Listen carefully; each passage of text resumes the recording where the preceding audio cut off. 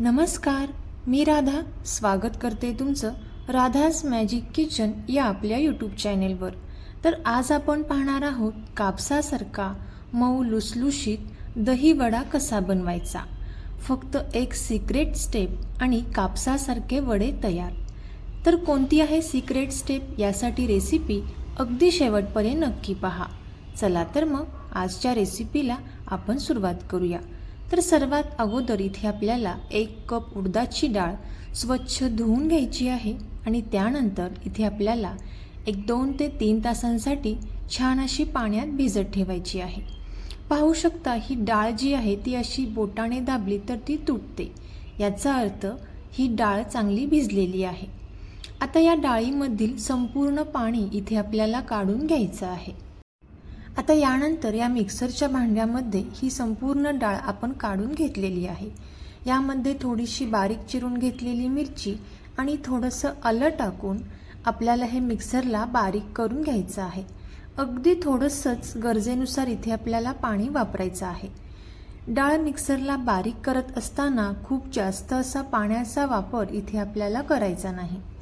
आता हे तयार झालेलं बॅटर इथे आपण एका बाउलमध्ये काढून घेतलेलं आहे। यामध्ये चवीनुसार मीठ घालून घ्यायचं आहे। आता मीठ घातल्यानंतर इथे आपण हे हाताने या पद्धतीने चांगलं मिक्स करून घ्यायचं आहे। 7 ते 8 मिनिटांपर्यंत आपल्याला ही प्रोसेस करायची आहे। एकसारखं या पद्धतीनं एकाच डायरेक्शनमध्ये आपल्याला हे मिश्रण छान असं फुलवून घ्यायचं आहे। जसजसं तुम्ही हे बॅटर मिक्स करत जाल तसतसं ते छान फुलून येतं आणि हलकं असं तयार होतं आणि त्याला एक छान अशी चकाकी येते। तर इथे 7 ते 8 मिनिटांनंतर पाहू शकता हे जे बॅटर आहे ते छान असं फुलून आलेलं आहे। आता हे बॅटर छान असं फुललेलं आहे, हलकं असं झालेलं आहे, कसं ओळखायचं? तर एक सगळ्यात सोपी ट्रिक म्हणजे इथे आपल्याला एका छोट्या प्लेटमध्ये किंवा वाटीमध्ये पाणी घ्यायचं आणि यामध्ये आपल्याला यामधील एक पिठाचा गोळा या पाण्यामध्ये सोडायचा आणि हा जर पिठाचा गोळा पाण्यामध्ये या पद्धतीने तरंगत असेल तर हे बॅटर छान असं परफेक्ट तयार झालं आहे असं समजावं।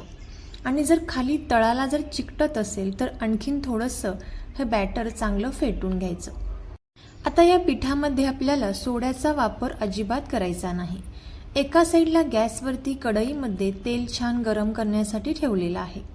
तेल चांगलं कडकडीत छान गरम झाल्यानंतरच यामध्ये आपल्याला हे वडे सोडून घ्यायचे आहेत। आता जोपर्यंत वडे हे तेलावरती छान असे फुलून वर येत नाहीत तोपर्यंत याला चमचा किंवा झारा लावायचा नाही।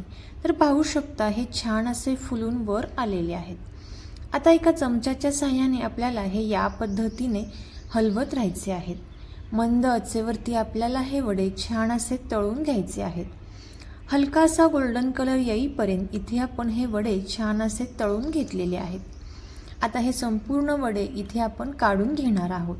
तर पाहू शकता मस्त असे क्रिस्पी वडे इथे तयार झालेले आहेत। इथे आपण यामध्ये सोड्याचा वापर देखील केलेला नाही। तर या रंगावरती इथे आपल्याला बाकीचे सुद्धा राहिलेले संपूर्ण वडे हे तळून घ्यायचे आहेत। आता हे तयार केलेले वडे आपण एका साईडला ठेवून देऊयात आणि लगेचच इथे आपल्याला एका बाउलमध्ये 2 ते 3 ग्लास पाणी घ्यायचं आहे। यामध्ये एक अर्धा चमचा मीठ घालून घ्यायचं आहे। आता मीठ घातल्यानंतर हे जे वडे आपण तळून घेतलेले आहेत ते लगेचच या पाण्यामध्ये घालायचे आहेत। आता आपल्याला हे असेच 15 ते 20 मिनिटांसाठी एका साईडला ठेवून द्यायचे आहेत। एका चमच्याच्या साहाय्याने इथे आपण हे थोडेसे आलटून पलटून घेणार आहोत जेणेकरून ते छान असे भिजले जातील।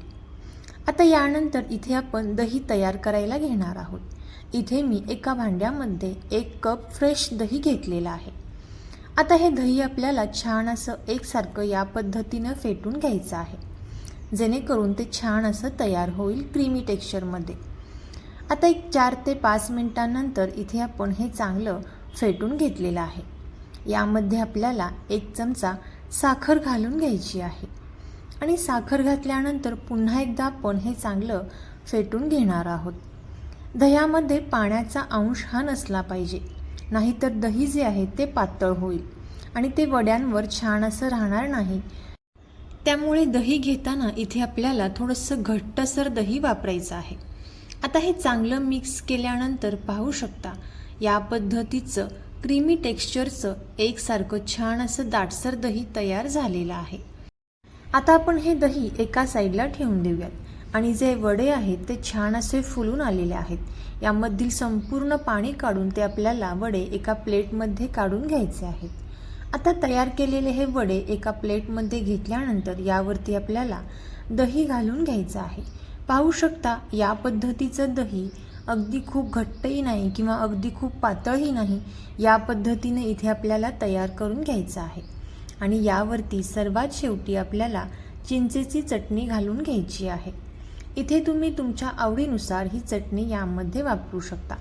त्यानंतर हिरवी चटणी इथे आपण यावरती घातलेली आहे. आता इथे तुम्ही तुमच्या आवडीनुसार ही चटणी या दही वड्यांवरती घालू शकता आणि यानंतर यावरती आपण बारीक चिरून घेतलेली कोथिंबीर घालून घेतलेली आहे. आणि सर्वात शेवटी लाल मिरची पावडर यावरती आपल्याला थोडीशी या पद्धतीने भुरभुरून घ्यायची आहे. तर तुम्ही सुद्धा याच पद्धतीने हा दही वडा नक्की ट्राय करून पहा आणि कसा झाला ते कमेंट करून नक्की सांगा.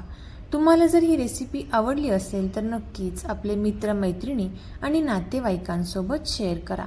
थँक्यू.